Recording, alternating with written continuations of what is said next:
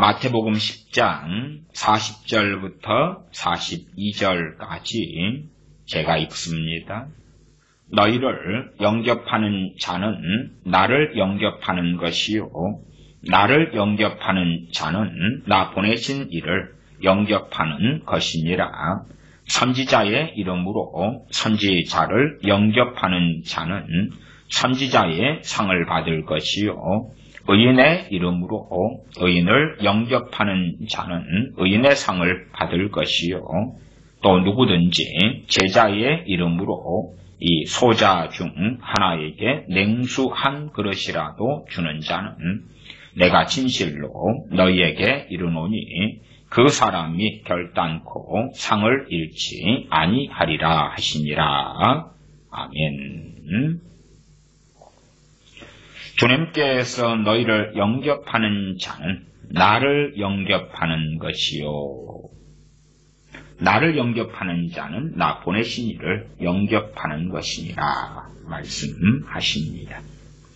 요한복음 13장 10절도 동일한 구절이 있습니다. 내가 진실로 너희에게 이르노니 나를 보낸 자를 영접하는 자는 나를 영접하는 것이요 나를 영접하는 자는 나를 보내신 이를 영접하는 것이니라. 마태복음 10장 말씀은 더 자세하게 나와 있습니다. 너희를 영접한다. 주님의 제자들, 주님의 사도들을 영접한다. 그러면 주님을 영접하는 것이다. 또한 주님을 영접하는 사람은 바로 주님을 보내신 아버지 하나님을 영접하는 것이다. 말씀합니다. 물론 당시의 유대인들의 대다수는 주님께서 보낸 사도들을, 주님께서 보낸 제자들을 많은 경우 영접하지 아니할 때가 많았다 하는 것입니다. 주님도 영접하지 않은 경우가 많았을진데 주님의 제자들을 어찌 영접하였겠습니까? 41절 선지자의 이름으로 선지자를 영접하는 자는 선지자의 상을 받을 것이요 의인의 이름으로 의인을 영접하는 자는 의인의 상을 받을 것이요 선지자의 이름으로 선지자를 영접한다. 선지자의 상을 받는다.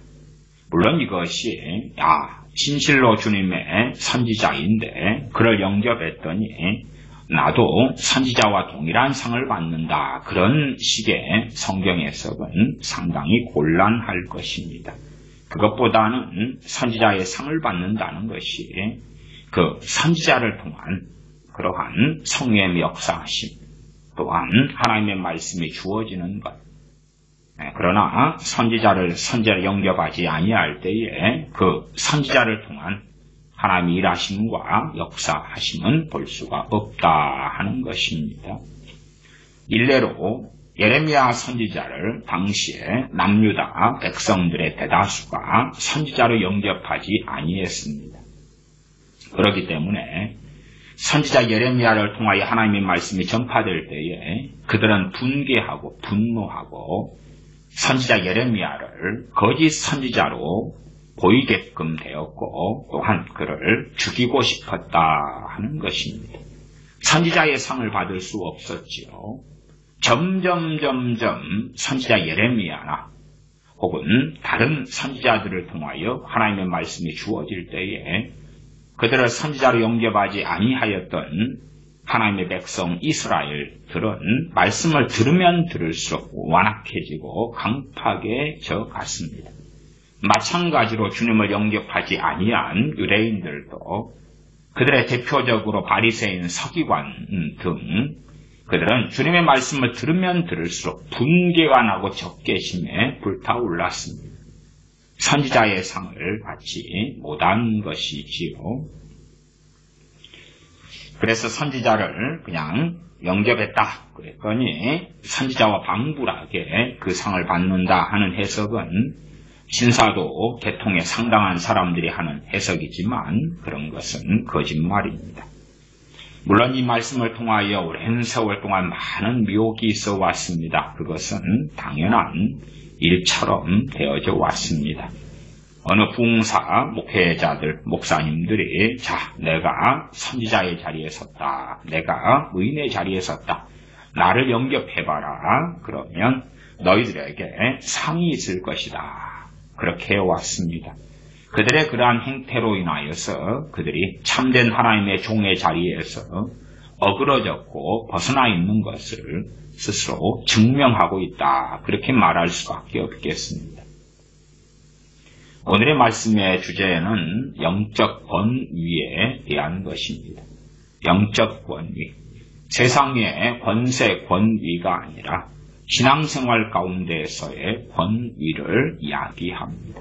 왜냐하면 하나님께서 어떠한 사람을 자신의 선지자로 삼아서 보냈다면 그는 권위를 가지게 되기 때문에 그렇습니다. 나아가서 의인의 이름으로 의인을 영접하는 자, 여기에서 의인, 성경에서 의인도 일반적으로는 말씀에 순종하며 주님과 동행하는 사람을 의인이라 그럽니다. 마태복음이 10장 41절도 그렇고 마태복음 5장에 있는 너희 의가 할 때에 그 의도 말씀대로 순종하며 살아가는 의, 그 의를 가진 사람을 이야기합니다. 그런 사람을 의인이라, 의인 노아, 의인 다니엘, 의인 사무엘 그렇게 말씀하는 것처럼 그런 경우이지. 주님을 믿음으로 주님을 믿는 사람을 의롭게 되었다 해서 의인이라 그럽니다.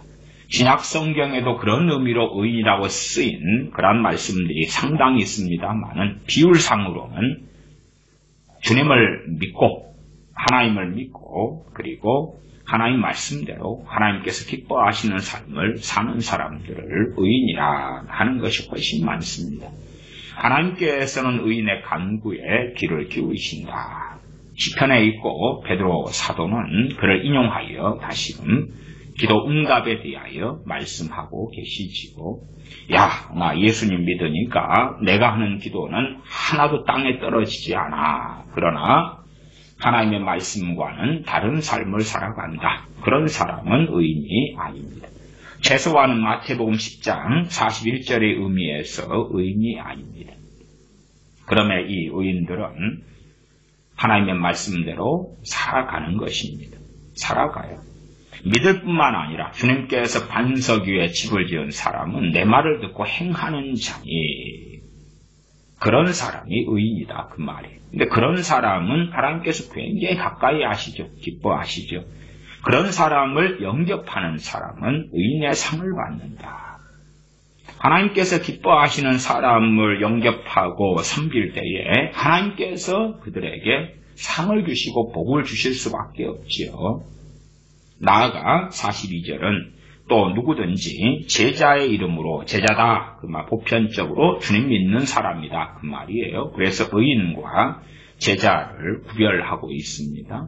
제자의 이름으로 이 소자 중 하나에게 냉수 한 그릇이라도 주는 자는 이 소자가 누구냐 그러면 예수님 믿는 사람인데 일반적으로 초신자, 감 믿은 사람, 잘 주님은 믿었으나 아직은 삶에서 많은 문제들이 있고 말씀대로 살지 못하는 많은 부분, 많은 넘어지는 부분. 그러나 그럼에도 주님의 길을 넘어지더라도 일어서서 걸어가는 사람이다. 그렇게 말할 수 있지요. 일반적으로 그냥 초신자다. 그렇게 말할 수 있겠습니다.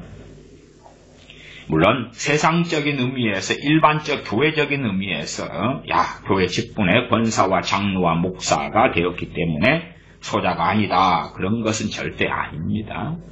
오히려 그런 이들 가운데 소자는 아주 많습니다. 심지어는 소자도 안 되는 사람들도 아주 많겠지요.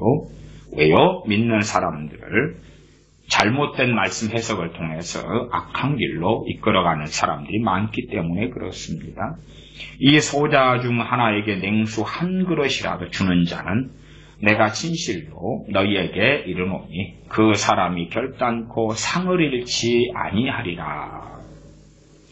주님을 믿는 사람에게 냉수 한 그릇이라도 주면 상을 잃지 않겠다. 그에 대해서 보답해 주시겠다. 그런 말씀이 되지요.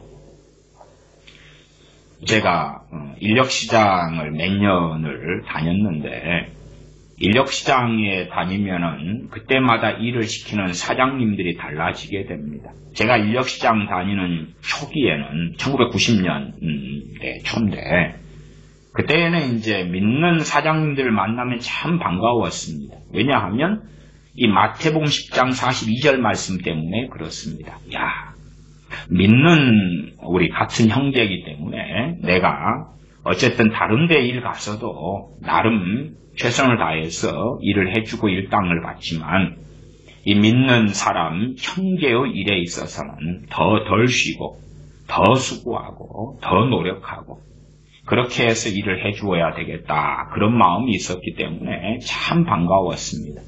그분은 물론 사장님이고 나는 일개의 품꾼에 불과하지만 그래도 야 형제다. 참 감사하고 좋았습니다. 그런데 이제 얼마간 시간이 지나고 보니까 야 이분이 장로님이신데 심지어 이분은 목사님이신데 이분은 교회 집사님이시라는데 야 이런 당황스러운 일들이 있나. 어떻게 된 게 세상 사람보다 못한가. 그래서 야 이런 분이 주님 믿는 소자인가? 과연 이들을 돕는 것이 좋은 일인가?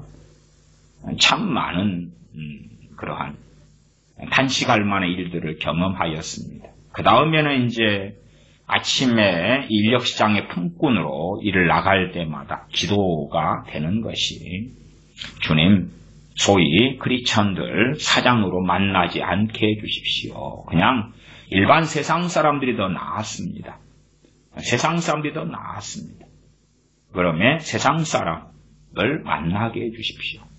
그래서 편하게 잘못된 것이면 잘못되었다고, 일당 계산이 잘못됐으면 잘못되었다고, 또 제 시간에 안 주면 왜 안 주냐고 따질 수 있고, 그냥 일반적인 상식이 통하는 사람들, 그런 사람들, 그런 세상 사람을 만나고 싶습니다. 왜냐하면 크리스천 사장님들에게 삭을 떼어버렸기 때문에 그래요. 저는 그래서 야 주님 믿는 소자 크리스천이면은 형제를 가지고 더 수고하고 더 노력하고 최선을 다해서 냉수 한 그릇이라도 줄 때에 상을 잃지 않는다 하셨는데 그렇게 생각했는데 실제 현실에 들어가니까 야 믿는 사람들이 사업을 한다 할 때에 다 그러진 않겠습니다만은 어찌 그리 속임수가 많고 사기가 많고 거짓이 많고 야 정말 심하다. 돈을 위해서라면 수당 방법을 가리지 않구나. 그게 90년 초부터의 경험이었습니다. 야, 참 참담하다. 어떻게 믿는 사람이고 심지어 장로님이고 권사님이고 목사님이고 내 목사님도 일을 시킨 다음에 일당 줄 때는 얼굴이 달라지는 것입니다. 얼굴이 달라져요. 야, 크리스찬 형제네요. 참 수고한 거 더 열심히 해주시는데 갈 때 생각해 줄게요. 그러다가 생각은 고사하고 받을 일당까지도 미루거나 깎거나 뭐 등등등. 참 고상하시다. 앞에서는 사랑합니다. 형제여 성도님 그러고 막상 호주머니에서 돈 나올 때가 되니까 말이 달라지더라. 그 말이. 야, 정말 앞에 얼굴하고 그냥 위선자들이 따로 없다. 정말 주님께서는 저런 사람들을 주님 믿는 소자로라고도 소자라고 인정을 해 주실까. 그런 의구심들을 많이 가졌습니다. 어쨌든 주님 안에서 형제는 전혀 찾아볼 수 없었지. 그럼에도 이제 하나님 말씀 명백합니다. 명백해요. 최소한 하나님께서 인정하시는 선지자. 진짜 내가 보냈다. 내가 보낸 선지자다. 그 다음에 의인이다. 봐봐라. 빛과 소금인 거에 보이지. 물론 의인은 주님의 길을 걸어가는 사람들이지 세상 사람들이 입맛에 맞추어서 그들이 원하는 행위, 원하는 삶을 살지 않습니다. 그렇기 때문에 이 마태복음 10장 앞에서도 말씀하잖아요. 10장 34절부터 39절에도 내가 세상에 화평을 주러 온 줄로 생각지 말라. 화평이 아니요 검을 주러 왔노라. 내가 온 것은 사람이 그 아비와, 왜 아비와 불화하고 싸우느냐? 좁은 길을 걸어가기 때문에 그렇습니다. 그런 사람의 의인이죠. 아마 안 싸우고 그냥 비유 맞춰주고 우상숭배 하자 그러면 하고, 세상으로 달려가자 그러면 달려가고, 그런 길을 안 간다 그 말이. 그렇기 때문에 불화하지요. 그런 사람이 의인이에요. 화평이 아니요 검을 주러 왔노라. 내가 온 것은 사람이 그 아비와 딸이, 어미와 며느리가 시어미와 불화하게 하려 함이니. 왜요? 진리의 길에서 타협하고 양보할 수 없는 마지노선이 반드시 있기 때문에 그렇습니다. 어떤 것은 양보해 줄 수 있고 참아줄 수 있고 기다려 줄 수 있고 관용할 수 있고 용납할 수 있는데, 결코 악은 관용할 수도 용납할 수도 참아줄 수도 없기 때문에 그렇습니다. 그렇기 때문에 불화하고 싸우는 것이죠. 불화하고 싸우는 것이. 어떤 목사님은 그렇게 하더라고요. 조상 제사 지내는 사람을 세례를 주더라고요. 이거 천천히 믿으면서 끊어가면 되지요. 그런데 이 불신자가 가족이라도 예수 안 믿어도 조상 제사를 가지고는 싸워야 되거든요. 불신자하고도. 근데 누가 예수님 믿는다 그러면 일단은 당신을 다 용납하고 시작할게요. 아직은 뭐 초신자인데 제사 문제 같은 거 깔끔하게 정리 못해도 괜찮아요. 나중에 뭐 하나님 은혜 주시면 환경이 되고 어쩌고 저쩌고 블라블라. 참 끔찍하지요. 그런 사람들이 주님 앞에 설 수 있겠는가? 38절로 가면 또 자기 십자가를 지고 나를 좇지 않는 자도 내게 합당치 아니하니라. 십자가를 안 지려 그러고.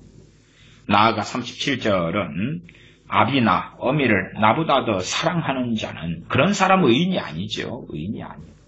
예수를 믿는 의인이 될지 몰라도 지금 주님께서 말씀하시는 마태복음 10장 41절의 의인은 아니에요. 또한 그들의 간구에 주님은 귀를 기울이시는 의인은 결코 아닙니다. 기도응답이 없어요. 이런 사람들은. 기도해도 그냥 되려면 되고 안 되려면 안 되는 것이지 하나님의 개입이 있는 것이 아니에요. 심지어 하나님의 징계가 있다면 세상 사람보다 더 꼬이게 되겠지. 아비나 어미를 나보다 더 사랑하는 자는 내게 합당치 아니하고 합당치 않는 자들의, 물론 주님도 사랑하지요. 문제는 아비나 어미가 더 사랑의 대상이고, 나아가 아들이나 딸을 나보다 더 사랑하는 자도, 아들이나 딸이 주님도 사랑하는데 주님보다 앞선다 그 말이죠. 앞선다. 어느 시어머니가 그랬습니다. 며느리에게 있어서는 내가 랭킹 7위의 사랑의 대상이다. 6위는 뭐냐 하면 집에서 키우는 강아지였다. 6위가 강아지였다. 7위가 나다. 그러니까 시어머니도 며느리가 사랑하는 거죠. 물론 집에서 키우는 강아지보다 못하지만 주님도 사랑하는 거죠.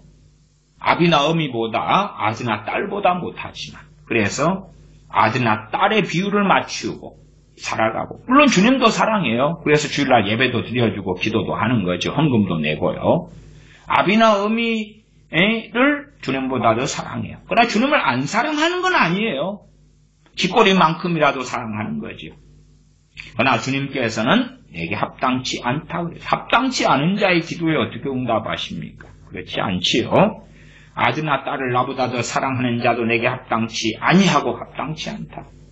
불합격 그런 것이지. 주님을 믿어 죄인이 의인이 됩니다. 그러나 언제까지나 시간을 주시는 건 아니에요. 아직 이제 너희가 인자 믿는 소자이기 때문에 시간은 주지요. 그러나 시간이 흘러서도 어느 때에 불합격. 그렇게 시간과 기회와 은혜를 주었는데 선용하지 못하냐? 그렇게 낭비하며 다른 길을 걸어가느냐 하겠지요. 오늘 말씀의 주제가 영적 권위다 그랬습니다. 이 땅에서 주님께서 자신의 사람들로 불러서 권위를 주시는 사람들이 있습니다. 권위를 주시는 사람들. 마태복음 13장을 보겠습니다. 13장에는 주님께서 주님의 본 동네 나사렛에 가시는 이야기가 있습니다. 13장 53절부터입니다. 13장 53절부터. 13장 53절부터 제가 읽습니다. 예수님께서 이 모든 비유를 마치신 후에 거기를 떠나사 고향으로 돌아가사, 고향은 나사렛입니다. 저희 회당에서 가르치시니 저희가 놀라 가로되 이 사람의 이 지혜와 이런 능력이 어디서 났느뇨? 이는 그 목수의 아들이 아니냐. 그 목수는 요셉이지요. 그 모친은 마리아, 그 형제들은 야고보, 요셉, 시몬, 유다라 하지 아니느냐. 여기에서 이제 마리아와 요셉 사이에 태어난 이 자녀들, 형제들로 일컬어지는, 주로 이제 일반적으로 여기 야고보 감독이 야고보서를 쓴 주의 형제 야고보고요. 유다서를 쓴 사람도 뒤에 시몬 다음 유다가 있죠. 여기도 일반적으로 주의 형제 유다가 유다서를 썼다 일컬어집니다. 그래서 나중에는 야고보 감독이나 유다서를 쓴 유다 같은 경우도 선지자의 반열로 우리가 다 공히 인정하는 바가 됩니다. 56절, 그 누이들은 다 우리와 함께 있지 아니하냐 그런즉 이 사람의 이 모든 것이 어디서 났느냐 하고 예수님을 배척한지라. 배척을 해버렸어요. 그러면서 의원아 너를 고쳐라. 먼저 너 고향에서 너가 행한 권능들을 행해봐라. 그런 것이죠. 하나님께서 어떤 주의 종을 부르셨다 그럴 때에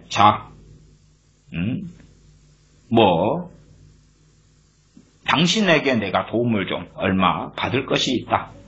그러면 내가 묻는 것에 응답도 좀 해보고 내 질문에 답변도 좀 해보고 대신에 이제 내 생각하고 다르면 나는 거절하겠다.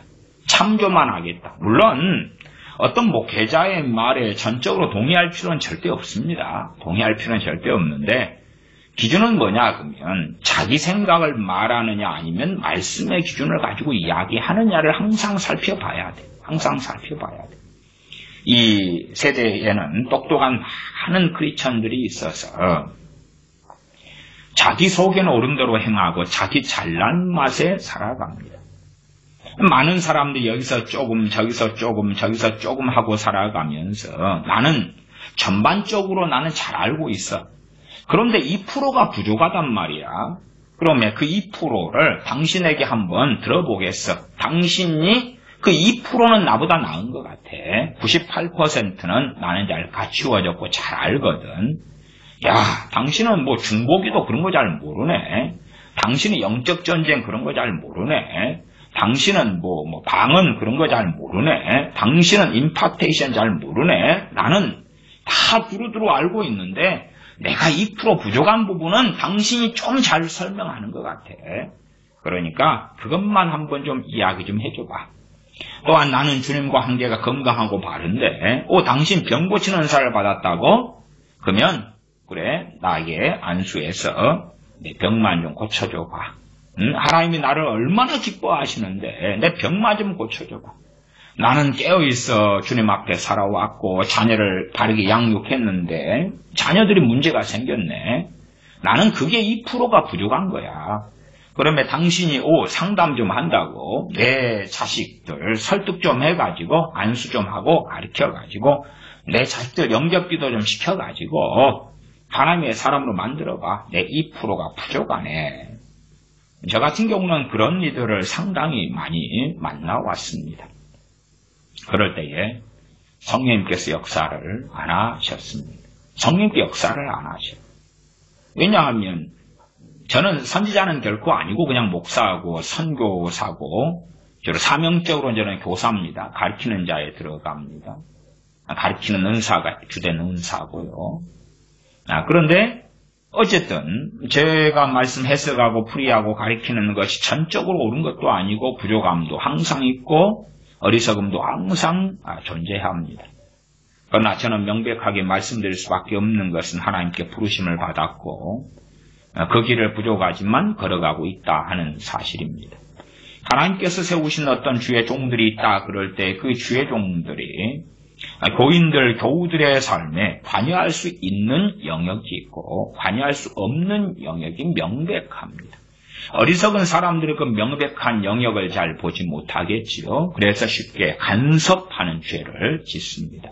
간섭하는 자로 고난을 받지 말아야 한다고 사도 베드로는 말씀을 증거합니다. 간섭하는 죄. 고난을 가져오는 4가지 죄에 대하여 제가 여러 차례 설교했습니다. 그 가운데 간섭하는 죄가 있지요.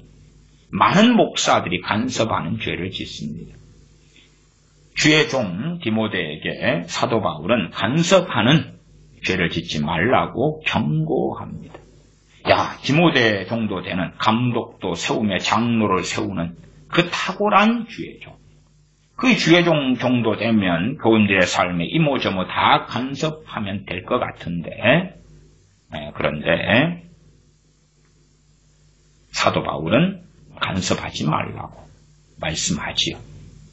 교인들은 자, 당신이 나를 진정 사랑한다면 내 삶에 간섭해 주시오. 예를 들어 그렇게 생각해 보십시다. 누가 이혼하려고 한다고 해 보십시다. 다 사연은 다양하지요. 그래서 목사님, 제가 이혼하려고 하는데 이혼을 했으면 좋을까요? 안 했으면 좋을까요? 그렇게 물으면 그게 무슨 답이 얼마나 있겠습니까? 하라 그럽니까? 마라 그럽니까? 사연은 다양해요. 예를 들어 극단적으로 남편이 아내를 막 폭행한다고 합시다. 그 다음에 자기 사는 집에 다른 여자를 데리고 들어와서 산다고 합시다. 저는 그런 케이스들도 직접 경험해 봤습니다. 있어요, 다양하게. 근데 그런 케이스라고 합시다. 돈은 생활비는 하나도 안 주고 다른 여자를 집에 들어와 가지고 안방에서 살고 그 다음에 폭행을 행하고, 자, 그런 극단적인 상황에 와서 이혼합니까? 맙니까? 성경의 이혼 사유지요. 이혼 사유. 그러나 그럼에도 불구하고 그렇기 때문에 이혼합니까? 맙니까? 그래도 말할 수 없다고 말해요. 당신이 말씀을 보시고 그리고 선택하시는 거예요.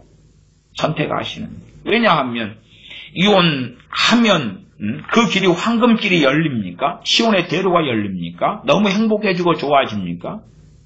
그렇지 않을 거고, 애들은 어떻게 하고 경제적인 부분은 어떻게 하고, 거기에 쫓겨나면 집은 어떻게 하고, 아니면 이혼하지 않고 살면 하나님이 그 남편을 변화시켜 줍니까?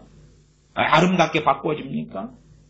그런 부분에서 해라 하지 말아라, 명확하게 하나님 말씀이 있어도 당신이 보시고 결정하실 몫이고, 이혼하나 하지 않으나 고통은 양상은 다르겠지만 그 고통은 따를 수밖에 없는 일이 되지요. 그러면 그런 부분에 있어서 목회자에게 이제 어떤 분들이 물을 수 있어요. 그러면 목회자 입에서 선한 마음이 될는지 몰라도 하라 하지 마라가 나오면 이제 하나님께 책임을 전가하기 참 좋아지는 상황이 되지. 목회자 당신이 하라 그래서 했어. 그러면 당신이나 아니면 하나님께서 내 길을 책임져 줘야 될 거 아니야. 근데 왜 이렇게 고단하고 힘들어?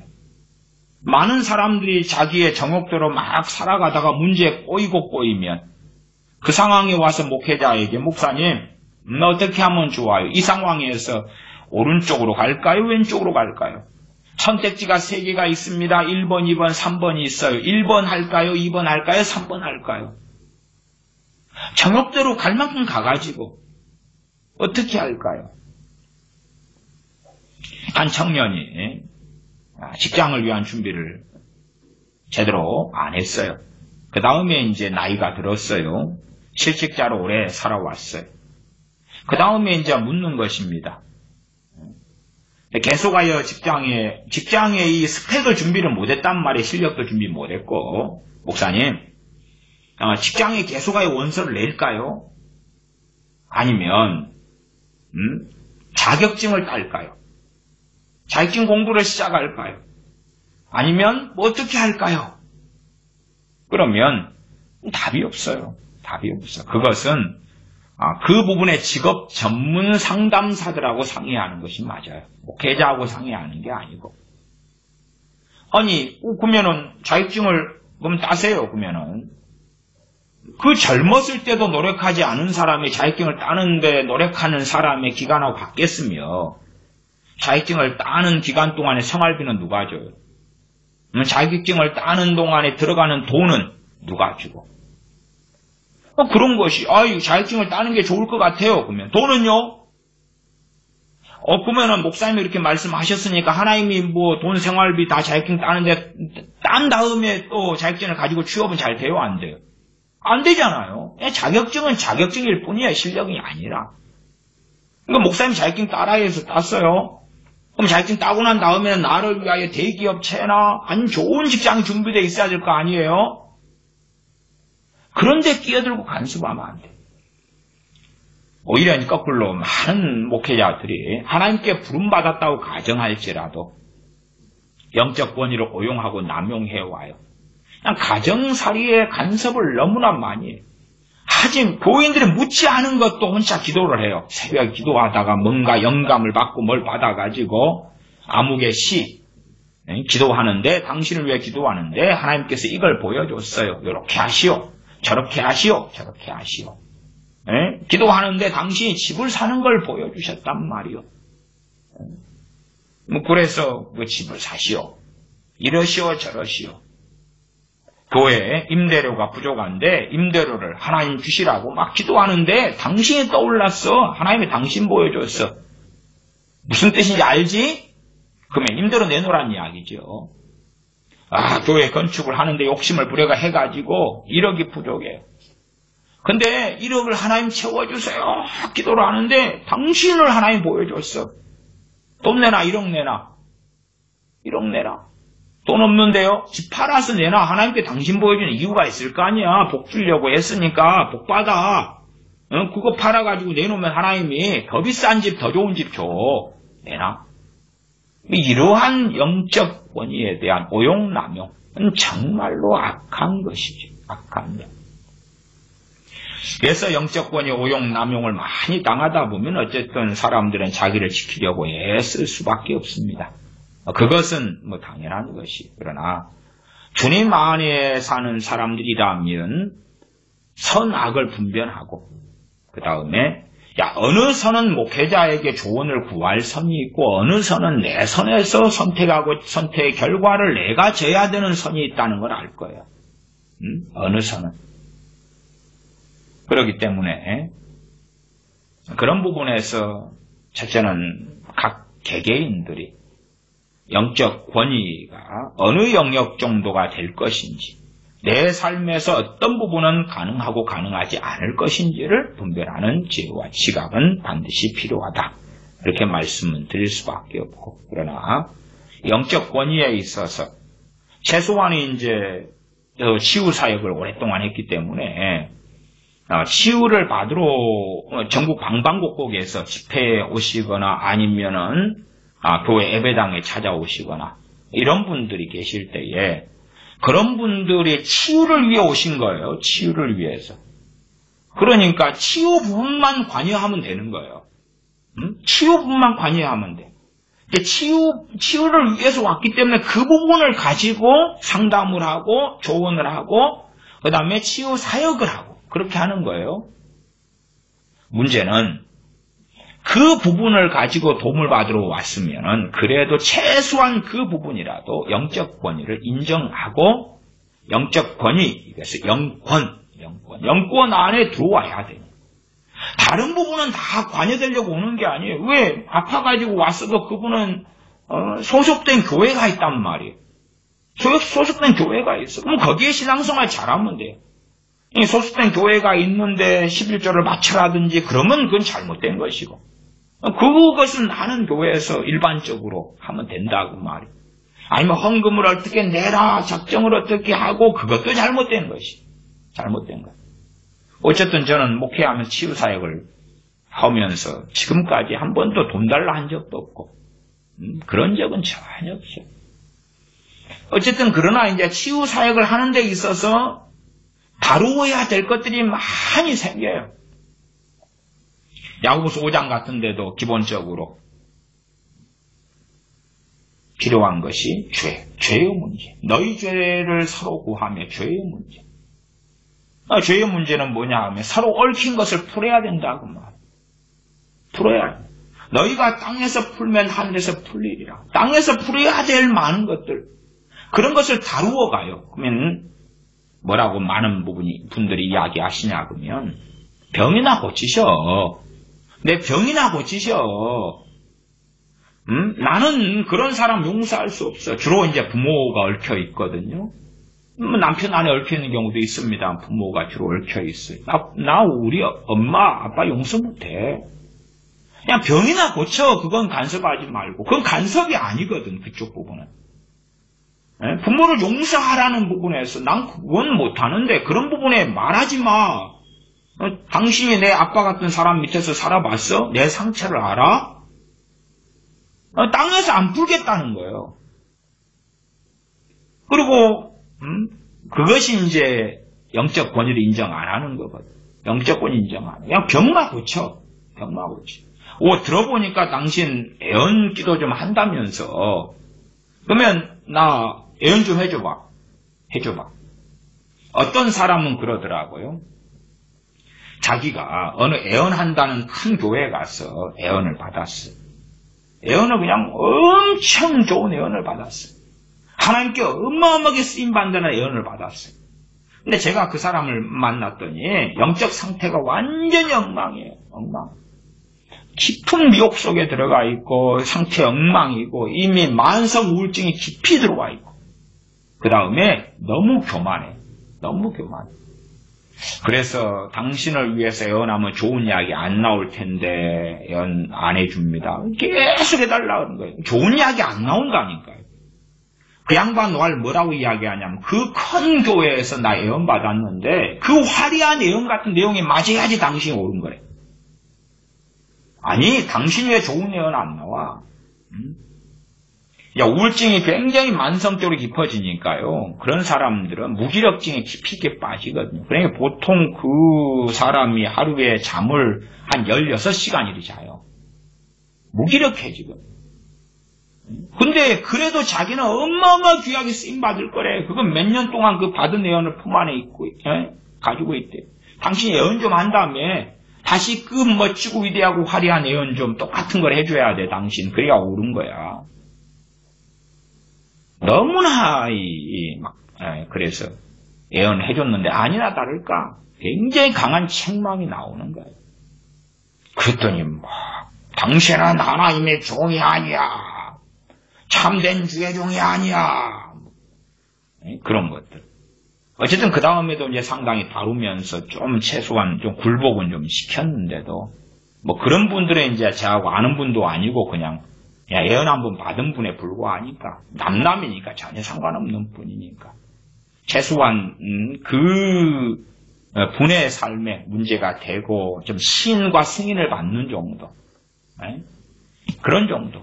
그러나 이제 치유기도나 축사기도를 이제 정사님께서 하셨을 때에 완전히 귀신이 그냥 범벅이 어쩌고저쩌고 어쩌니까 사람들 생각하는 거예요. 당신 뭐 좀 하지? 그것만 해봐. 영적 권위에 대해서 인정을 안 하는 거예요. 이게 말씀을 들을 필요가 없는 거예요. 들으려고 안 하는 거예요. 안 해. 치유 사역을 하더라도 말씀이 베이스가 되고 기본이 되는 거예요. 말씀을 못 듣는 사람에게 치유 사역, 축사 귀신을 쫓아내는데 나 귀신만 문제야. 귀신만 쫓아내줘봐. 그러면 되거든. 그게 2% 부족한 거거든. 그러나 축사 사역을 하는 사람도 먼저 다루어야 될 것, 그 사람과 하나님과 관계를 먼저 다루어야 돼. 그러나 그 사람들은 나하고 하나님 관계가 좋거든? 그럼 뭐라고 이야기할 수밖에? 좋으면 당신하고, 당신이 직접 해결하시오. 당신 아버지 하나님께 구해서. 그렇게 해결하시면 되지. 아니면 당신 능력받아가지고 해결하시든지. 하나님 관계 좋으니까 당신에게 치유가 필요한 줄 아시니까 치유를 주실 거 아니요. 축사가 필요하면 축사를 주실 거지. 그러나 하나님 관계에 좋은 사람이 귀신의 공격을 받고 귀신 때문에 고통을 받고 가위 눌리고 그래요? 관계 좋은 사람이? 아니지. 관계 좋은 사람은 성령 충만하지. 성령님이 역사하는데 무슨 양심 역사도 아니고 귀신이 그냥 함께 역사해. 귀신이 성령보다 큰 자고 힘이 동등한가? 이 사람들은 참 이상한 거예요. 마태복음 13장에 13장 57절에 예수님을 배척한지라. 다른 본문에서는 이제 자 선지자 노릇해라 그런 거죠. 다른 데서 행한 권능을 여기서도 행해라. 그러면서 주님을 배척해요. 그러나 주님, 너 당신 우리 마을에서 살아왔잖아. 그러면 선지자 아니야 당신. 주님은 자신께서 그리스도이시고 메시아이신 것을 대부분은 감추셨습니다. 특별한 어떤 때만 드러내셨고 대부분 감추셔서 일반적으로 주님께서 자신을 대부분의 사람들에게는 선지자로서 계시를 하셨거든요. 그래서 예수님을 배척한지라. 예수님께서 저희에게 말씀하시되 선지자가 이렇게 자신을 선지자로 표현하셨어요. 선지자가 자기 고향과 자기 집 외에서는 존경을 받지 않음이 없느니라. 주님을 존경하지 않는 거예요. 존경하지 않아요. 하시고 저희의 믿지 않음을 인하여 거기서 많은 능력을 행치 아니하시니라. 저희의 믿지 않음을 인하여. 안 믿잖아요. 안 믿어. 무엇을 안 믿어요? 최소한 주님이 하나님께서 보내신이라는 것을 안 믿는다고 말이에요. 하나님께서 보내신 이 가운데 보편적으로 당시에는 선지자들이죠. 선지자들. 하나님께서 보내신이라는 걸 안 믿어요. 모세도 주님에 대하여 그 선지자, 나와 같은 선지자를 하나님이 보내실 터인데 너희들이 순종해라. 그렇지 않으면 하나님께서 너희를 멸하실 것이다. 말씀하셨죠. 그래서 저희의 믿지 않음, 무엇을 안 믿습니까? 주님께서 하나님께서 보내신 선지자라는 사실을 안 믿어요. 안 믿어. 안 믿으니까 거기서 많은 능력을 행치 아니하시니라. 다른 본문은 권능을 행하실 수 없으셨더라 라고 말씀하지. 안 믿는데 안 믿어. 당신하고 나하고 삐까삐까해. 그러니까 내가 부족한 2%만 채워봐. 그런 사람들이 많지요. 어쨌든 지금 시대에는 이제 참된 하나님께서 부르셨다, 세우셨다는 주의 종이 누군지 알기 어려워요. 알기 어려워. 그러나 최소한 주님 안에 거하고 사는 사람들은 어느 정도는 알 것이다. 그까지는 말씀드릴 수밖에 없겠습니다. 소경이 되어져 버리면 분별하지 못하겠지요. 고린도전서 12장을 봅니다. 고린도전서 12장.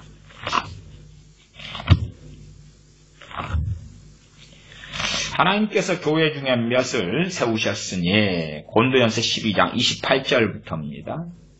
하나님이 교회 중에 몇을 세우셨으니 하나님께서 교회 중에 몇을 세우셨다. 몇을 세우셨다.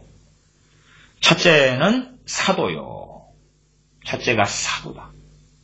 주님의 12사도. 그 가운데 이제 가룟 유다가 빠지고 마띠아가 들어갔고요. 그 다음에 사도 바울, 사도 바나바 등이 섰지요. 첫째는 사도요. 교회 중에 핵심은 사도지요. 사도. 우리가 지금도 사도들로부터 배우지 않습니까? 아니 사도 바울이 쓴 서신들, 베드로 사도가 쓴 서신들, 요한 사도가 쓴 서신들, 사도들로부터 지금도 배워요. 그래서 정말 주님께서 우리의 반석이 되시지만 교회의 기초가 사도와 선지자들의 터 위에 세워졌다. 그렇게 말씀하지. 왜냐하면 복음서도 누가 썼어요? 주님이 말씀하신 걸 듣고 성령님께서 사도들을 감동하시고 그의 종들을 감동하셔서 요한 사도가 요한 복음을 쓰고 마태 사도가 마태 복음을 쓰고 그다음에 마가가 베드로 사도 영적 아들이다 일컬어지는 마가가 마가 복음을 쓰고 그래서 그때의 마가는 최소한 선지자의 반열에는 들었다. 그렇게 표현할 수 있겠죠. 또한 사도 바울의 동역자인 의사 누가도 마찬가지입니다. 의사 누가는 누가복음과 사도행전을 기록했는데 그가 최소한 선지자는 되었을 거다. 그렇게 말씀드려요. 안디옥 교회에 선지자들과 교사들이 있었다. 그때 그들이 주님을 섬겨 금식할 때에 성령님께서 내가 불러 시키는 일을 위하여 이 바나바와 사울을 따로 세우라. 그리고 바나바와 사울이 두 사도가 거기에서 되어서 성령님의 보내심을 받습니다. 사도들과 선지자들의 터 위에 그 말씀을 우리가 그대로 가지고 있는 것. 제가 앞에서도 주님의 형제, 주의 형제 야고보, 또 예루살렘의 야고보 감독, 야고보서를 썼지요. 그러니까 선지자라 그렇게 말씀드렸지요. 이 야고보 선지자와 사도들의 그 기초 위에 터 위에 세워졌어요. 주로 신사도 애들도 그런 말씀을 가지고서 자 지금은 2000년부터 새로운 사도의 시대다. 신사도다. 그러면 우리가 사도다. 우리가 선지자다. 우리를 영접해라. 그러면 선지자의 상을 사도인 나를 영접해라. 사도의 상을 받을 것이다. 그렇게 외치고 많은 사람들이 현혹되었지. 지금도 열심히 현혹되고 있습니다. 스스로 자기들이 서로 사도 안수들 해주고 사도들이 버글버글한데 세상은 점점 타락해져 가고 있고 미국의 이번에 부정선거를 볼 때에도 미국의 사도들이 어마어마해요. 자칭 타칭 사도들이 지극끼리 선지자들이 어마어마해요. 그런데 미국의 거짓과 악은 너무나 광범위하게 퍼져 있는 것을 발견하지. 그들이 거짓 사도들이고 거짓 선지자들이죠. 그럼에도 말씀 명백합니다. 하나님이 교회 중에 몇을 세우셨으니 첫째는 사도요, 둘째는 선지자요, 그다음 셋째는 교사요, 그 다음은 능력이요, 그 다음은 병 고치는 은사와 서로 돕는 것과 그렇게 순서가 가죠. 병 고치는 은사를 가진 사람, 넷째가 능력이 되겠죠. 능력은 능력 행하는 자를 이야기합니다. 능력 행하는 것은 크게 두 부분인데 한 부분은 기적을 행하는 것. 죽은 자를 살린다거나 팔다리가 안진병인데 이렇게 세운다거나 그런 기적적인 것. 물론 병 고침에도 연관도 됩니다. 그래서 주로 능력, 또 귀신을 쫓아내는 영적인 능력을 행하는 사람들도 포함이 되겠지요. 그 다음이 병 고치는 은사라 그렇게 이야기합니다. 하나님께서 교회 중에 몇을 세우신 거예요. 그렇게 이어져 가는데 그에 대한 영적 권위가 있을 수밖에 없는 것입니다. 그러나 그것을 인정을 안 해요. 시인을 안 해요.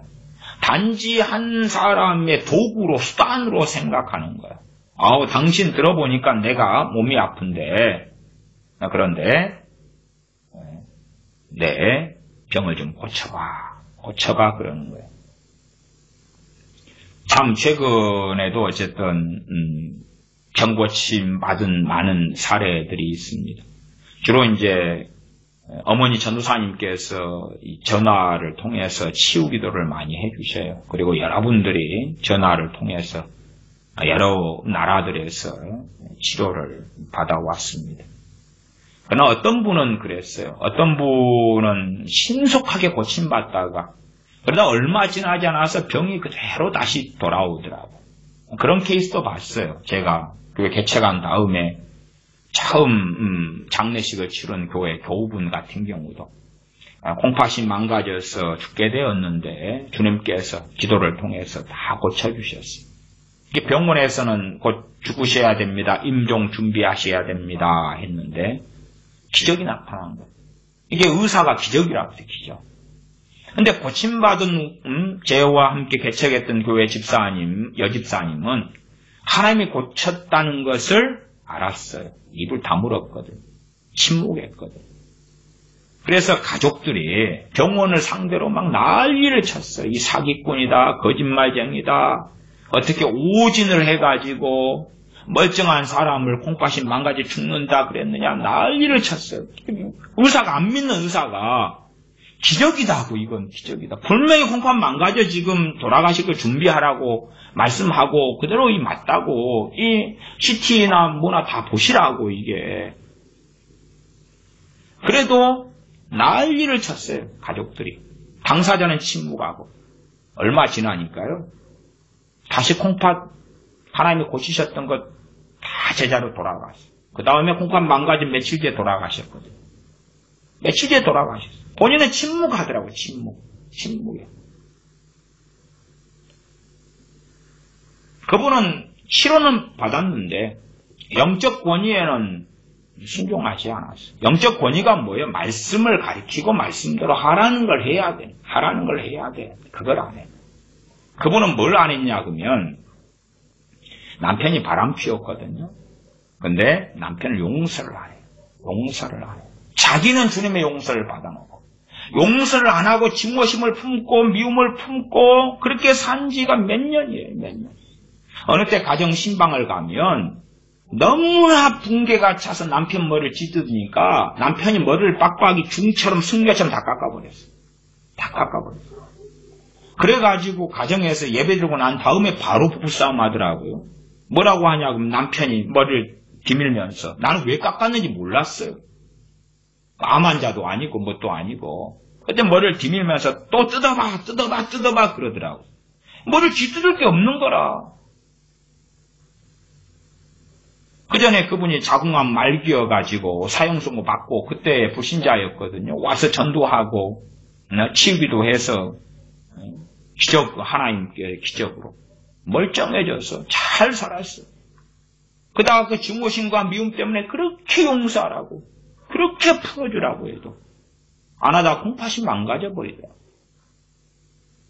용서라 해도 이제 죽어가면서 뭐라고 하냐 그러면 아들이 둘이었거든요. 아들이 둘이.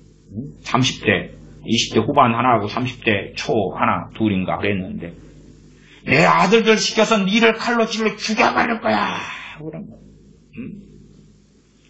우리 교회 집사님인데 4개 세례 받고 그 전에 은혜 생활도 좀 했어요. 성경 세례도 받고 그러다가 이제 그 바람난 남편하고 한 집에서 사는데 정말 도무지 그냥 용서하지 못하겠다고 증오심에 불길같이 불타오르는 거예요.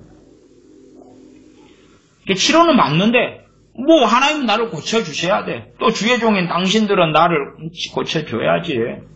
그러나 내가 하고 싶은 대로 할 거야. 하나님이 그래도 콩팥을 고치셨다가 다 거두시더라고. 거두셔. 최근에도 어떤 분이 몸이 고쳐졌다가 기적적으로 그냥 몸이 고쳐졌는데 그런데 하나님 말씀에 따라서 이야기한 것은 순종을 안 해요. 순종을 안 해요. 그러니까 이상한 사람 만나서 미혹돼가지고 간 다음에 질병이 돌아오는 거예요. 돌아오는. 그렇게 된 경우에는 그 다음에 치유는 훨씬 어렵습니다. 훨씬 어렵다는 것이 기본 뭐 고박이 5, 고박이 10 이상이 어려워요. 그 이상도 어렵고. 많은 사람들이 그러는 거예요. 하나님의 긍휼이 있기 때문에 그렇습니다만 그 질병과 관련해서 너희는 가서 다시는 죄를 짓지 말라. 더 심한 것이 생기지 않도록 주님께서 말씀하셨다시피 그러한 죄들이 아직 있을 때라도 고쳐주셔요. 주시기는. 그러나 이제 그에 따라서 말씀을 하시잖아요. 주님께서 말씀하신 것처럼. 그러면 주의 종이 그에 관련해서 이야기를 하면 말씀하고 맞는지 안 맞는지 본 다음에 맞으면 순종해야 되는 거예요. 따라야 되는 거예요. 그런데 따르지 않는 거예요. 따르지 않아. 예를 들어서 그 이단 단체에서 나와라. 안 나와. 안 나와. 나는 만진 차이가 됐는데 당신 말은 안 들을 거야. 나는 고쳐줘봐. 기도해서 하나님 은혜로 고쳐졌는데 그러나 나는 내 마음대로 살 거야. 난 그 이단 단체에 속해서 살 거야. 다시 그대로 병이 곧사이 들어와. 그런 것들이 뭐 최근에만 보았겠어요? 목회에 오면서 골고루 두루두루 경험하는 사례들이지. 이 영적 권위에 따르잖아. 당신 능력 받았지? 능력만 나한테 행해. 나 그 부분이 부족해. 우리 서로 지체잖아. 지체니까 당신 그것 가지고 나를 도와. 그리고 내 다른 부분에 내가 알아서 해. 당신보다 내가 낫거나 삐까삐까해. 그러니까 노터치 건들지 마. 제가 말씀과 치유 집회를 2009년 9월부터 2016년 12월까지 서울 중심으로 한 달에 한 번, 2번 그렇게 말씀과 치유 집회를 며칠씩 그렇게 했습니다. 2번 할 때는 3일 하고 이틀 그렇게 하고 한 번 할 때는 3일 처음에는 한 4일 했던가요? 어쨌든 그렇게 오래 했습니다. 별의별 분들이 찾아오셨는데 어떤 분들은 그래요. 그 영적 권위를 인정하지 않아. 그래서 그래 한번 구경하러 왔어. 그리고 구경꾼이 되는 거예요. 물론 우리가 어떻게 사람을 다 믿습니까? 주님을 사랑하고 주님 안에 거하면 주님 안에 거하는 사람들은 영적으로 통해요. 성령님 안에 성령님의 하나 되게 하신 것을 힘써 지켜라 하는 것처럼 주님 안에서 하나 되게 하신 걸 알아요. 그러나 이제 주님 밖에 벗어나 있는 사람은 알 수가 없겠지요. 알 수가 없어요. 그러니까 그들의 선택일 뿐이에요. 선택일 뿐이에요. 그리고 굳이 그런 것 가지고는 어떻게 관여를 하지 못해요. 자유민주주의에 살면서 자기들이 교회를 선택하고 자기들의 목회자를 선택하고 자기들이 이 말씀을 들은 다음에 받아들일까 말까를 선택하는 거예요. 선택을 해. 선택을 해. 그런 부분까지는 어떻게 못해요. 어떻게 못해요. 자녀들 같은 경우도 자녀들이 부모에게 불순종하고 그럴 때에 요즘에 보편적으로는 우울증이 깊이 들어옵니다. 자기 멋대로 사는 자식들 우울증 깊이 들어와요. 저주가 와요. 하나님으로부터 저주가 와요. 신명기 28장에 순종으로 받는 복과 불순종으로 받는 저주가 있을 때에 그 저주들은 누가 가지고 있냐 그러면 애굽이 가지고 있어요. 애굽은 하나님 안 믿는 사람들이잖아요. 불신자 세상의 대표적인 거죠. 애굽이 가지고 있는데 그들이 지금 당하고 있는 겪고 있는 걸 하나님의 백성이 불순종하는 너희들에게 줄 거야. 너희들에게 줄 거야. 거기에서 신명기 28장 28절에 제가 읽어보면 여호와께서 또 너를 미침과 미치는 것이 정신분열증 미치는 것과 조현증이라 그러죠. 미침과 눈먼과 어떨 때 눈 멀어요? 고혈압, 당뇨 심하게 합병증 들어가면 눈이 멀어가기도 해요. 제 외할머니께서도 돌아가시기 얼마 전에 사고 나시고 점점점 눈이 멀어가시더라. 거의 돌아가실 때는 소경으로 사시다가 그래도 다행히 주님 영접하시고 참 은혜 충만하게 사시다가 얼마 사시다가 돌아가셨어요. 참 감사하게 90 넘어 돌아가셨는데 하나님의 큰 은혜였어요. 눈이 멀어버리더라고요. 눈멈과 경심증으로 치시리니 여호와께서 또 너를 미침과 눈멈과 경심증으로 치시리니. 경심증이 뭐냐 그럼 정신병이에요. 요즘에 개정개혁판은 정신병으로 잘 번역한 것 같아요. 옛날에 이제 경심증이에요. 그때는 성경 번역한 이 초기에는 정신병 이런 것들이 잘 용어들이 없었으니까 경심증이라고 해요. 경심증. 정신병으로 여호와께서 치시리니. 이 정신병 중에 하나가 뭐예요? 마음의 병이다 그러기도 하지만 우울증이지. 얼마나 광범위하게 퍼져가는지 몰라요. 그러면 품 안에 자식이 있기 때문에 자녀 교육을 이렇게 시켜라. 초다를 이렇게 해야 된다. 불순종을 이렇게 잡아야 된다. 그 다음에 부모에게 순종해라 그랬어요. 주 안에서 자녀들아 부모에게 순종해라 그러면 부모들이 어떻게 되면 어리석게 되냐 그러면 부모가 자녀한테 명령을 해요. 명령을. 예를 들어서 밥 먹어라 했다고 합시다. 그러면 자녀는 배가 불러도 뭐 해야 돼요? 순종해야 돼요. 배가 불러도. 순종하지 않으면 큰 죄가 되는 거예요. 큰 죄가 돼요. 그럼 바보 같은 부모는 어떻게 하냐 그러면 자녀에게 밥 먹어라 했어요. 자녀가 불순종하는데 놔둬요. 저주받도록 놔둬. 한 걸음 나아가서 어리석은 부모는 간식을 많이 먹여요. 자녀가 배가 안 고프죠. 안 고픈 자녀에게 밥을 차려주면서 밥 먹어라 그래요. 어떻게 하자는 이야기예요? 불순종을 야기하는 거지. 그러니까 명령은 함부로 하는 게 아니에요. 자녀한테 명령하는 거. 명령을 했으면 순종이 나와야 되는 거. 안 그러면 큰 죄가 되는 거. 쉽게 말하면 5계명을 어기는 죄가 돼서 땅에서 잘 되기는커녕 꼬이고 강건하기는커녕 병이 들어오는 거거든. 그런데 명령을 남발해. 그 다음에 자녀가 불순종할 때 처벌을 안 해. 제가 이야기 자녀 양육할 때 명령은 당신 명령을 함부로 하시네요. 군대처럼 생각하셔야 돼요. 명령을 하면 복종해야 되거든요. 그러나 명령을 함부로 하면 안 돼요. 배가 부른 자녀한테 야, 밥 먹고 싶으면 먹어라. 아까 뭐 간식 먹었으니까 배 별로 안 고프지? 먹고 싶으면 먹고 말고 싶으면 말아라. 딱 자유를 줘야지. 간식을 먹었으면 상식이 있다고는 밥 먹어라 그럴 게 아니라. 아니 밥 먹어라 했으면 안 먹으면 반찬 투정하면서 맛있는 게 없어서 안 먹을 거예요. 그렇게 하면 처달해야지. 처달해야지. 아니면 처달하기 싫으면 굶기면 되는 거예요. 굶기면.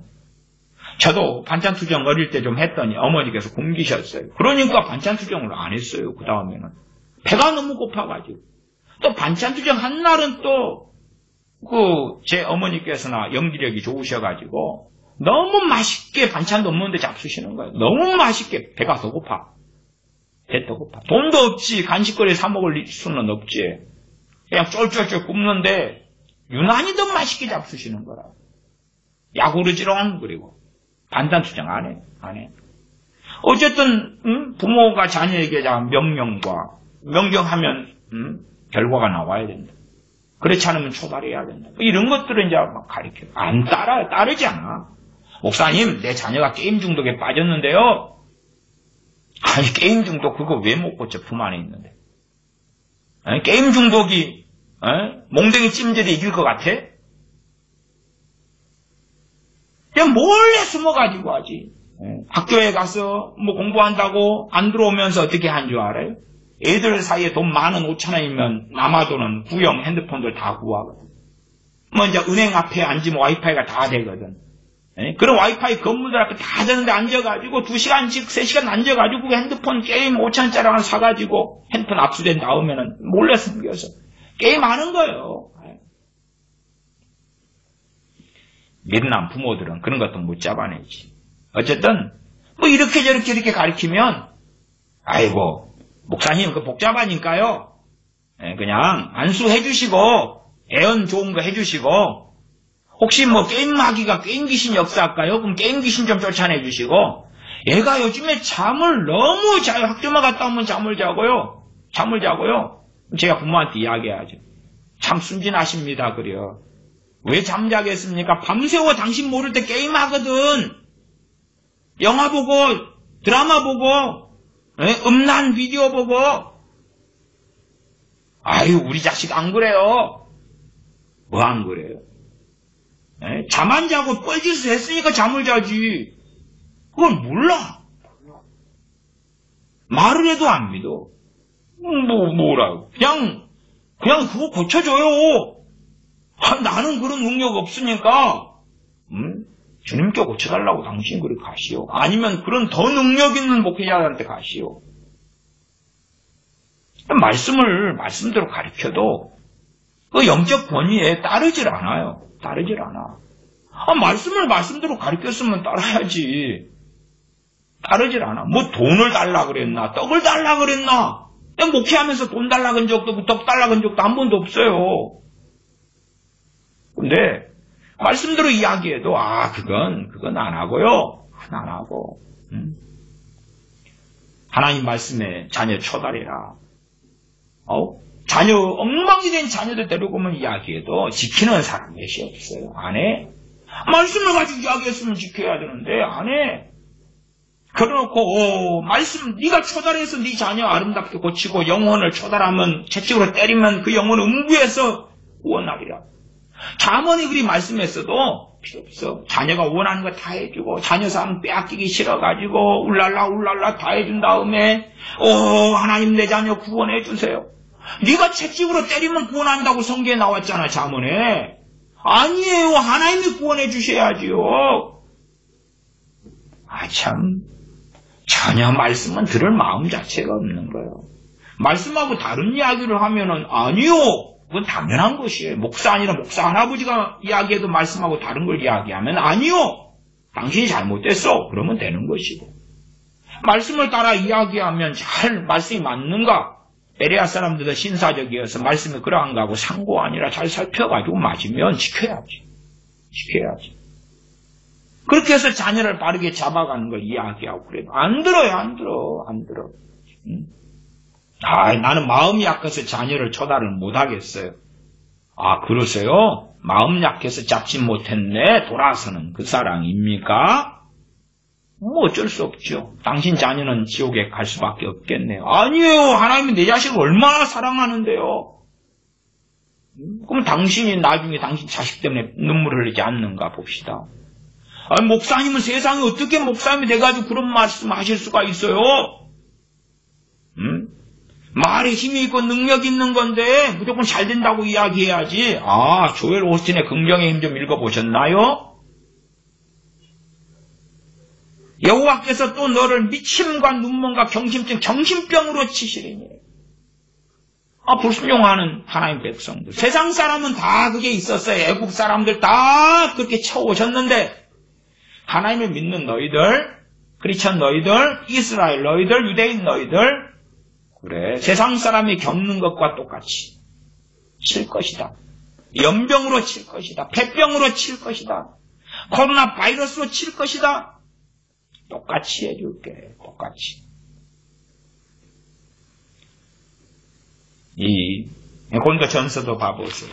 고린도전서에도 사도 바울이 이제 복음을 증거해서 세워진 교회가 고린도 교회 아닙니까? 고린도전서 3장입니다. 고린도전서 3장에 보면 3장 4절에 어떤 이는 말하되 나는 바울에게라 하고 다른 이는 나는 아볼로에게라 하니 너희가 사람이 아니리요. 무슨 말이냐 그러면은 나는 아볼로에게라, 나는 아볼로를 진실한 주의 종으로 받아들인다. 아볼로가 진실한 주의 종이 맞아요.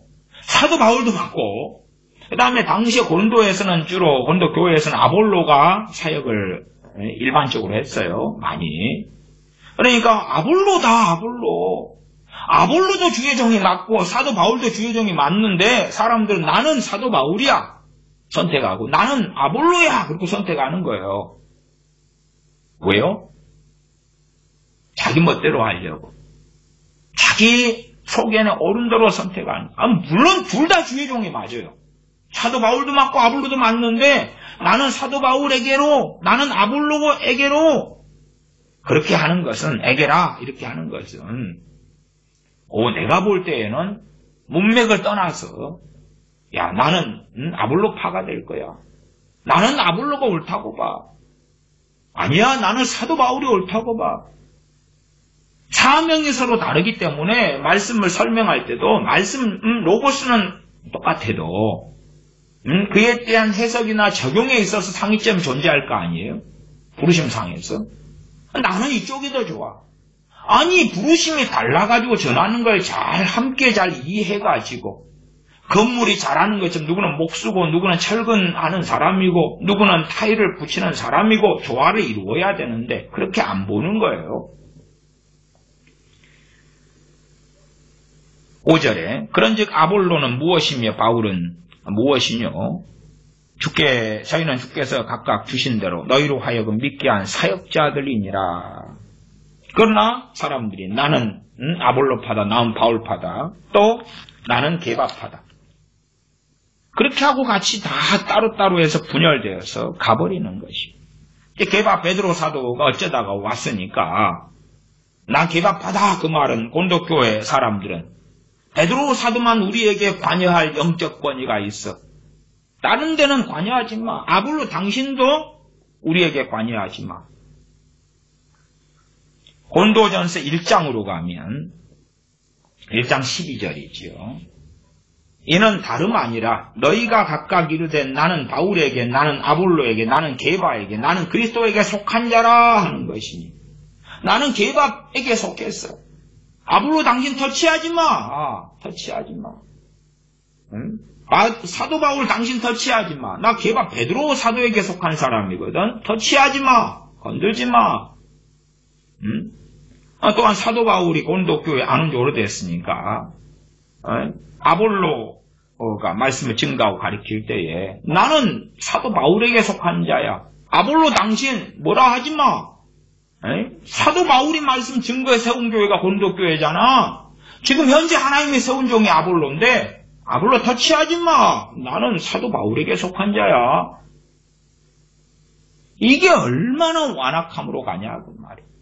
영적 권위가 난장판이 돼버린 거야. 인정하지 못하겠다는 거야. 인정하지 못하겠다. 간섭하지 말라는 거야. 내 멋대로 하겠다는 거예요. 고린도 교회가 그것 때문에, 그래서 고린도전서 1장이 그렇게 나온 거예요. 그것이 영적 권위가 엉망이 되니까 각기 자기 속에는 옳은 대로 행하기 때문에, 또한 영적 권위 오용 남용 멋대로 하는 거 짬뽕이 돼가지고 그러니까 미혹 속에 들어가고 악함 속에 들어가 버리는 거예요, 크리스천들이.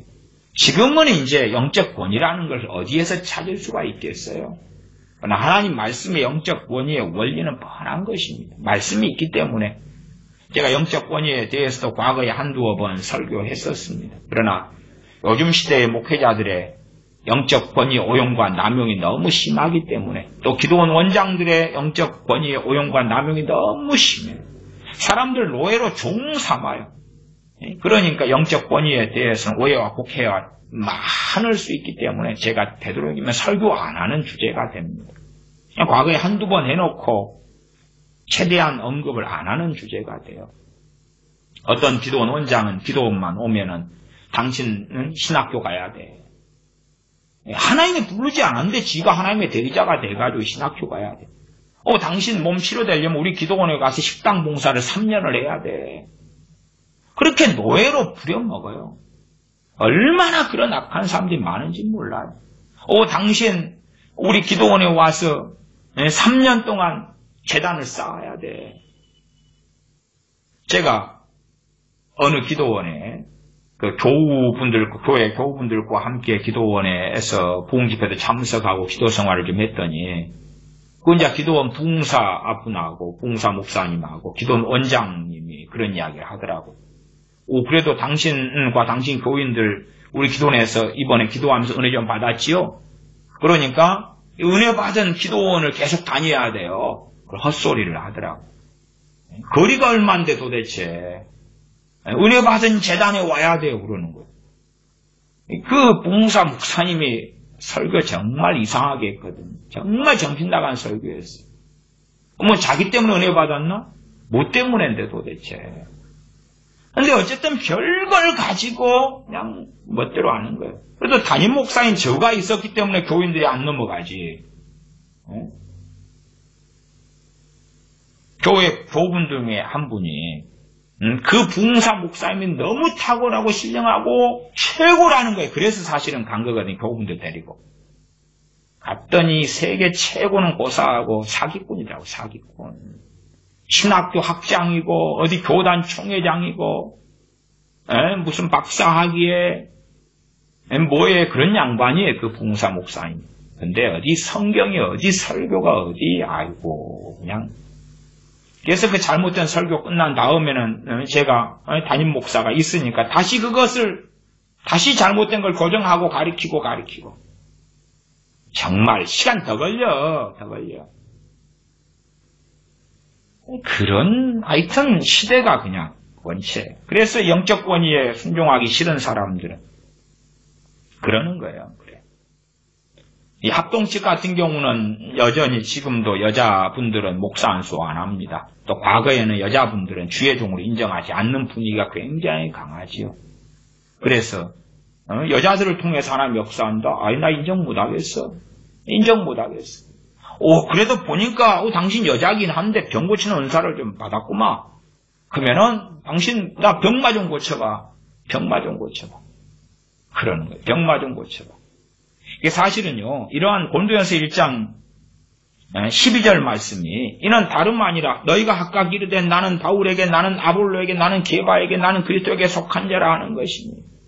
제가 말씀과 치유 사역을 할 때에 제가 말씀을 전하고 그 다음에 치유하고 귀신을 쫓는 축사 사역은 전도사님, 기도원 원장님하고 전도사님에게 맡기고 그 다음에 저는 상담하고 때로는 애언도 하고 그렇게 사역을 좀 나누어서 하면 사람들이 이제 일단은 제 설교를 들으러 대부분이 오시면서 그 치유도 받으러 오시고 그랬지만은 그러나 이제 기도원 원장님이나 아니면 전도사님이 치유와 축사 사역을 하면서 말씀을 가르칠 때에 어떤 분들은 그래요. 나는 그 이야기는 안 듣겠어요. 그 이야기는 나는 손 목사님한테 들을래요. 대신에 근데 병마 고쳐요. 나 손 목사님한테 들을래요. 그것은. 물론 제가 또 이야기해도 마음에 안 드는 것은 노하지요. 노하는데 변명이 그러는 거예요. 그러면은 치유나 축사 사역하는 이 주의 종들에게 성령의 역사를 안 하시는 거예요. 어떤 남자분들은 또 여자분들이 치유 사역하니까 자존심이 있을 거 아니에요. 그런 경우도 성령의 역사를 안 하셔요. 영적 권위를 인정을 안 하는 거예요. 많은 무수한 변명거리가 있어. 무수한 변명거리. 교회들이 분란이 일어날 때도 마찬가지입니다. 분란이 일어나면 이제 파당이 만들어지지요. 그러면 나는 저쪽을 지지하고 나는 이쪽을 지지할 거야. 그럼 나누어져가지고 서로 설교도 하고 서로 기도회도 하고 여러 가지를 하는 경우들이 아주 많지. 그러나 최소한은 하나님께서 바르게 그래도 그 주의 종은 다 완벽하지 않아요. 사무엘 선지자도 아들 둘이를 사사로 시켰는데 악인들이었잖아요. 엘리 제사장도 목뼈가 부러져 죽었지요. 그 아들들을 하나님보다 더 사랑했지. 그러나 한나가 와서 무자해서 하나님께 서운하면서 자식을 달라고 할 때에 사사 엘리 제사장이 하나님께서 너 기도를 응답해 주실 거다고 평안히 가라고 했지. 믿고 갔단 말이에요. 한나는 믿고 갔어. 다윗 같은 하나님의 종이 완벽합니까? 누가 얼마나 완벽한 주의 종이 있어요. 그러나 그 영역 안에서 영적 권위는 하나님이 세우셨다면 있다 그 말이 있다. 그래서 그를 통한 하나님의 역사를 보려면 그를 보내신 분이 하나님이다면 최소한 그 사람이 바르게 경계선을 보는 가운데 말씀 사역 중심으로 할 때를 이야기하는 거죠. 무슨 건물을 사거나 팔거나 학교를 누구를 보내거나 말거나 자식이 어쩌거나 저쩌거나 가정사에 관여할 일은 없는 거고 요청하고 요구해도 관여할 일은 별로 없는 거예요. 그러나 그 영적 권위에 대해서 잘 이해하지 못할 때에 많은 비극들이 있어 왔다는 사실이죠. 갈라디아 교회들 같은 경우도 마찬가지예요. 갈라디아 교회들이 사도 바울이 복음을 전해서 교회가 세워지고 주님의 사람이 됐는데 다른 사람들이 와가지고 뭘 하니까 거짓 선생들, 거짓 교사들 따라서 다른 복음을 좇아버린 거예요. 다른 복음. 사도 바울이 증거한 것을 믿고 주님을 믿었으면 또한 사도 바울이 하나님께서 온 종인 줄 알았다면 사도 바울하고 다른 복음을 증거했을 때 사도 바울이 영적 권위를 알았다면 당신들 틀렸어. 그럴 텐데 그게 아니었단 말이에요. 그게 아니었어. 왜? 사도 바울이 영적 권위를 무시를 했거든요. 오히려 이 에레미야 선지자 때든 많은 선지자 때든 거짓 선지자들, 거짓 선생들의 득세를 했어요. 그러려면 그들은 첫째는 백성들이 듣기 좋아하는 소리를 외쳐주고 그 다음에는 참된 선지자를 공격하고 모함하고 그렇게 하죠. 참된 선지자는 하나님으로부터는 말씀을 증거하지 사람들이 귀에 듣기에 좋아하는 것을 하지 않기 때문에 그래요. 이게 많은 경우에 환영받지 못해요. 하나님의 심판이 도래할 때가 됐으면 심판에 대한 말씀을 전하는 거지. 심판이 지금 코앞에 떨어졌고 불덩이가 떨어질 판인데 괜찮다, 평안하다, 평화롭다 할 수가 없잖아요. 그럴 수가 없잖아요. 그러나 사람들은 괜찮아, 평안해 하는 걸 듣고 싶어 하는 것이지요. 디모데전서 5장을 봅니다. 디모데전서 5장입니다.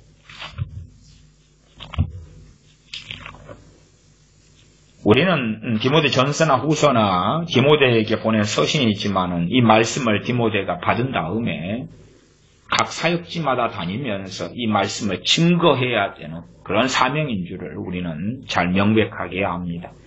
디모데전서 5장 17절을 보겠습니다. 17절. 잘 다스리는 장로들을 배나 존경할 자로 알되 말씀과 가르침에 수고하는 이들을 더할 것이니라. 말씀과 가르침에 수고하는 이들을 더한다. 그것은 개정개혁판에는 잘 알아먹게 번역됐습니다. 말씀과 가르침에 수고하는 이들에게는 더욱 그러할 것이니라. 더욱 존경해야 된다. 잘 다스리는 장로들. 장로님들이 하시는 사역이 다스리는 장로님들이 있고 행정 같은 것이죠. 이런 잘 다스리는 장로님들이 있고 그 다음에 말씀과 가르침에 중심되는 장로님들이 있습니다. 주로 이제 장로교로 한다면은 일반 장로님들을 그런 장로님들을 치리장로라 그럽니다. 다스리는 부분의 사역인 거지요. 재정이나 행정이나 이런 것들.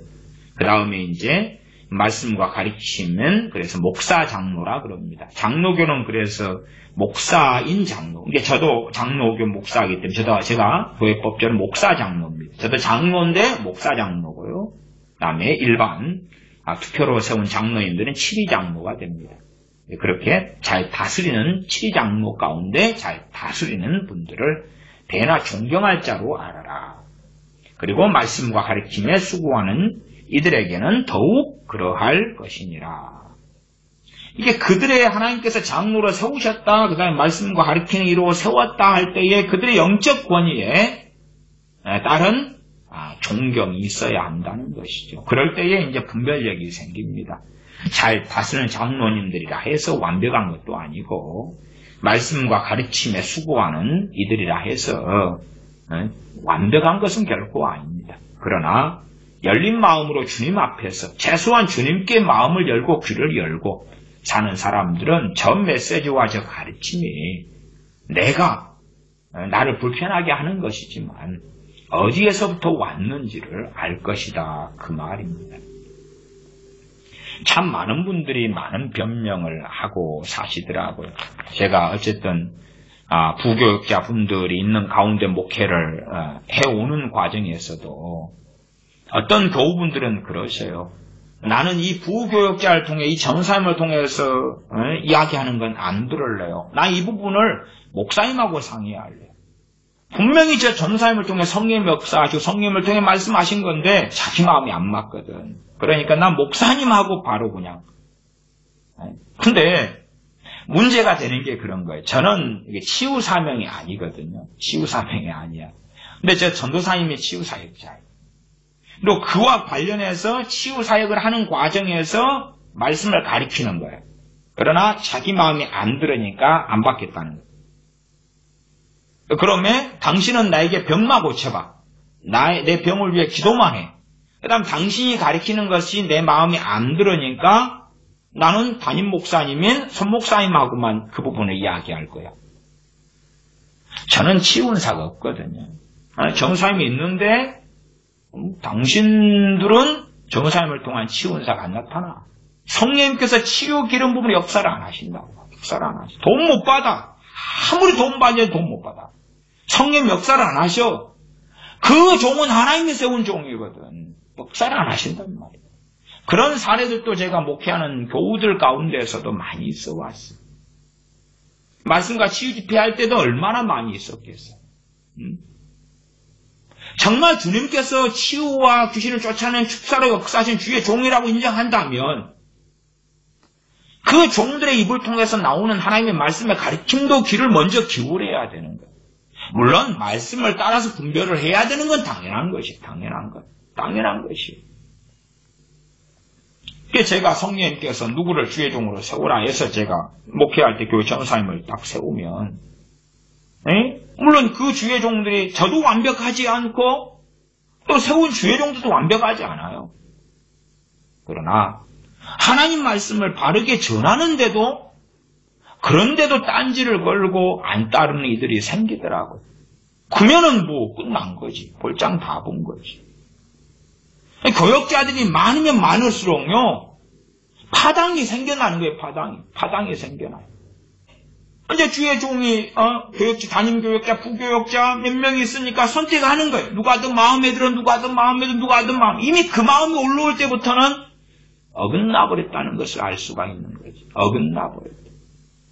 그래서 치유 사역을 할 때나 축사 사역을 할 때나 말씀을 가르칠 때나 그런 사람들에게는 성령님께서 이제는 더 이상 역사하시지 않는 많은 것들을 보아왔어요. 그때가 되면 저도 어떻게 제가 그 영혼을 책임질 수 없기 때문에 그렇게 말씀드렸어요. 좋은 교회를 선택해서 더 존경할 만한, 존중할 만한 그런 교회를 선택하고 목회자를 선택해서 교회를 옮기시는 것이 당신의 영혼에 유익이 있을 거다. 이렇게 권면도 드리고 그랬어요. 그렇게 돼야 되기 때문에 그러지. 이 부분에 내가 불만족해. 당신은 왜 교회 차량을 안 사? 새벽에 차량을 좀 돌려줘봐. 수요일, 금요일에도 나오고 싶어. 근데 차 좀 돌려줘. 차 좀 사. 어떤 분은 그런 불평과 불만을 막 가져요. 어떤 분은 왜 나를 장로로 권사로 안 세워줘? 그래서 때마 되면 장로 권사 안 세워준다고 저를 막 닥달하고 달달달 볶아요. 어떤 분은 자기 자식들 기부금 영수증 해달라는 거예요. 당연히 뭐 교인도 아니고 안 믿고 심지어 불교고 무신론자고 그러는데 기부금 영수증 떼달라는 거예요. 어떻게 그러냐 그랬더니 그건 잘못된 거다 죄다 그랬더니 이제 그 양반이 다른 교회들 다니면서 다 그렇게 받았던 거예요. 그 어느 교회도 해주고 어느 교회도 해주고 천성교회도 해주고 한마음교회도 해줬는데 왜 당신만 유별나게 안 해주냐는 거예요. 기부금 영수증 뗄 때만 되면 그 집사님은 나를 막 괴롭혀. 너무 괴롭혀. 너무 노이로워. 마음에 안 드는 거죠. 자기 마음에 안 드는 게 많은 거예요. 그러니까 이제 이간질을 하는 거예요. 여기에서 마음에 안 드는 거. 그 성경에 대한 게 아니잖아요. 그 자기가 잘못한 거지. 결국은 당신 장로권사 세워지는 교회로 가셔야 되겠다. 자기 장로권사 남편 아내 세워지는 대로 딱 가시고 일주일 만에 돌아가시더라고요. 일주일 만에. 장로권사는 고사하고. 그래서 나중에 길에서 남편 집사님을 만나서 건강하게 잘 지내시죠? 물어봤더니 조상 쳤습니다. 물론 영적권에 순종 안 하려면 순종할 수 있는 교회로 가시는 건 좋아요. 가시는 건 좋아요. 그러나 최소한은 말씀에 대한 것은 그리고 말씀이 아닌 것은 아닌 걸 갖다가 자기 마음에 볼 때 야 예배당 인테리어가 안 좋아요. 인테리어 바꿨으면 좋겠어요. 제가 목회할 때도 이 싼 앰프를 사용하니까 음질이 너무 안 좋아요. 더군다나 임대하는 교회가 도로 옆에 있어. 도로 옆에. 그러니까 소음이 많아요. 소음이 많으니까 이제 톤을 높여야 돼. 이렇게 톤을 높여가지고 설교를 해야 돼. 소음이 많으니까 소리를 높이지 않으면 음질이 안 좋은데 더군다나 더 안 들리거든요. 그러면 톤을 높이면 목소리가 좀 싸납게 들려요. 싸납게 들려. 그러면은 목사님 목소리가 좀 싸납네요. 그러다가 그러면 이제 제가 이게 도로가에 있어가지고 주변 소음이 높아서요. 데시벨을 안 높이면 소리가 안 들린다고 소리가 작다고 또 많은 분들이 항의가 들어와가지고 소리를 높이는 거고요. 높이면 그나마 근데 소리가 너무 싸나와요. 그러면 이제 그러면은 벽을 갖다가 이렇게 돈을 얼마 들이면 전부 다 방음할 수 있도록 다 방음을 이렇게 하니까 그렇게 하세요. 그냥 아무 말 안 치요. 바른 영적 권위가 있다는 것은 아셔야 돼요. 그리고 나는 누구를 더 좋아해. 나는 누구를 그리 되면 이미 고린도교회처럼 엉망이 될 준비를 다 가지고 스타트업 고린도전서 1장에 나는 바울파라 아볼로파라 게바파라 다 주의 종이잖아요. 올바른 주의 종이에요. 다행스럽게. 그렇지만 그래도 그 핑계로 자기 멋대로 사는 그 잘못된 길을 걸어간다 하는 것이 나는 루터파야, 나는 칼빈파야, 나는 무슨 파야, 나는 요한 웨슬리파야, 나는 누구 파야. 그래서 교단교파가 생긴 거지요. 그래서 교단교파가 생겼어요. 저는 칼빈주의 목사입니다만 존 칼빈이 완벽하다고도 말하지도 않고 그의 성경에서 전적으로 동의하는 것도 아니고 전적으로 동의하면 그 양반이 주석이나 맨날 읽어야지요. 어떤 것은 옳고 어떤 것은 그르고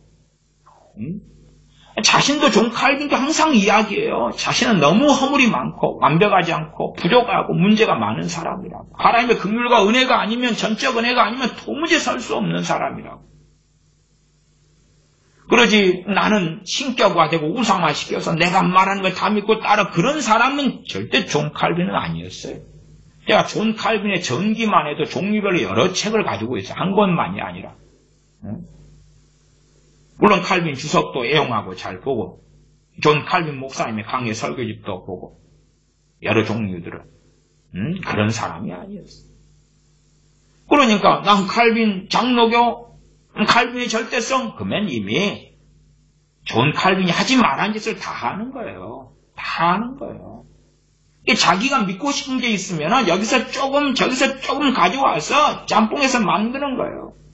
자기 속에는 옳은 대로 행하는 거죠. 말씀이 어떠한가 하고 살피려고 안 한다고 말이에요. 그런 사람들도 너무나 어리석은 길을 걸어가죠. 지금은 정말 하나님께 세우지 않은 종들이 정욕적으로 목회자가 되는 세상이 되기도 하였고, 하나님이 세운 종이라 할지라도 어그러진 잘못된 길을 걸어가기도 하고, 또한 오용하고 남용해서, 영적 권위를 오용 남용해서 교인들을 지배하고 잘못된 길로 끌고 가기도 하고, 그러나 한편에서는 바른 영적 권위인데도 나는 바울파다, 아볼로파다, 게바파다, 나는 예수님파다, 그래서 나는 그거에 따르지 않을 다른 이유가 있어. 나는 저 목사님이 신령하고 말씀이 옳다고 생각해. 나는 이 부분은 저 목사님이 옳다고 생각하니까, 그래서 단지 당신에게는 내가 2% 부족한데 그 필요한 부분만, 내 자식이 이번에 무슨 문제가 생겼어, 당신은 그것만 좀 해줘, 그것만. 그리고 다른 부분은 이야기하지 마라. 나는 그런 부분은 충분히 잘하고 있어. 그러면서 하는 분들도 상당히 계시더라고요. 그러나 정말 참된 영적 권위 속에 바르게 거하고 있을 때에 성령님께서 기름 부으시며 은사도 작용하고 역사하는 것을 보아왔습니다. 기도하겠습니다.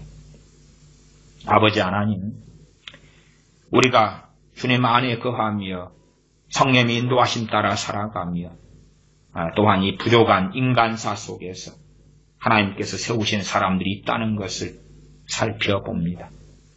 선지자를 선지자로 영접하는 자는 선지자의 상을 받고, 의인의 이름으로 의인을 영접하는 자는 의인의 상을 받고, 주님을 믿는 제자 중에, 소자 중에 하나라도, 냉수 한 그릇이라도 대접하는 자는 결단코 그 상을 잃지 아니하리라 말씀하셨사온즉, 우리가 참으로 하나님의 종들을 섬기고 대접할 뿐만 아니라 주님 안에서 한 형제된 지체들을 돕고 사랑하고 섬기고, 그래서 주님 앞에 섰을 때에 상을 받고 부끄러움을 얻지 않도록 은혜를 주시옵소서.